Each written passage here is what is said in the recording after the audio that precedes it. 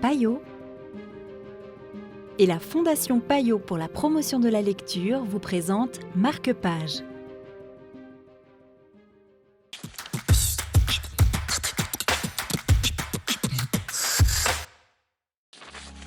Bonjour et bienvenue dans Marque-Page. Aujourd'hui, Valentina Chica de Payot Libraire, ici à Lausanne, nous présente L'œil de Nika de Nadine de Koenigswarter et Laurent de Wilde aux éditions Buchet-Chastel.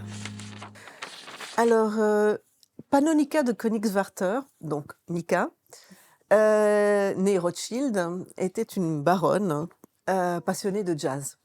Lors d'un séjour à New York, quand elle s'installa à New York dans les années 50, elle avait l'habitude de côtoyer justement ces musiciens comme Thelonious Monk, un jeune Miles Davis. Et à l'époque, elle séjournait dans différents palaces new-yorkais.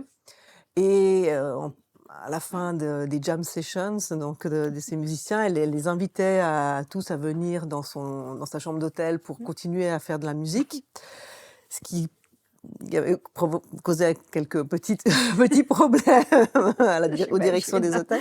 Et du coup, ce qu'elle a fait, c'est qu'elle avait acheté une maison près de l'Hudson River, où elle continuait à inviter ses amis.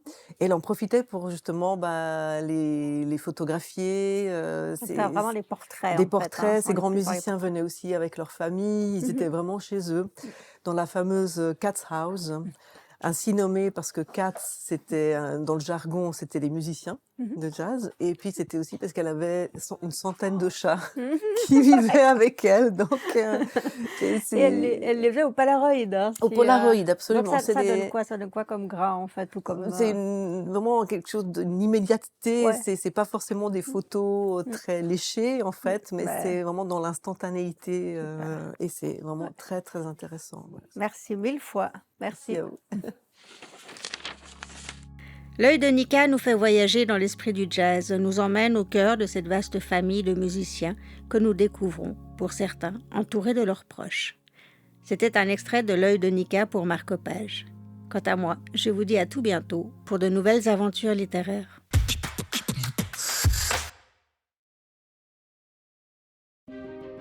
Payot et la Fondation Payot pour la promotion de la lecture vous ont présenté Marque-Page.